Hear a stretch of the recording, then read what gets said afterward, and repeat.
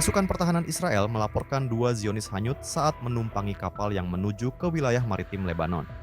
Hingga saat ini belum diketahui penyebab kapal Israel mendadak rusak hingga menenggelamkan 2 Zionis.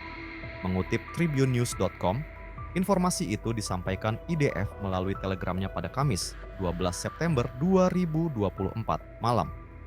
Dilaporkan kapal Israel yang ditumpangi oleh warga sipilnya itu tiba-tiba mengalami kerusakan. Adapun insiden itu terjadi saat kapal Israel sedang berlayar menuju wilayah maritim Lebanon. Setelah menerima laporan tersebut, Angkatan Laut dan Angkatan Udara Israel langsung dikerahkan. Militer Israel pun kemudian berhasil mengidentifikasi kapal tersebut. Angkatan Laut Israel yang dikerahkan langsung memulai operasi penyelamatan dan mengembalikan kapal ke perairan kedaulatan negara Israel.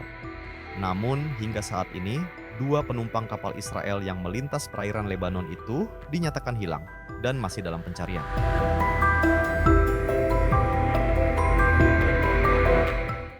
Download Tribun X sekarang, menghadirkan lokal menjadi Indonesia.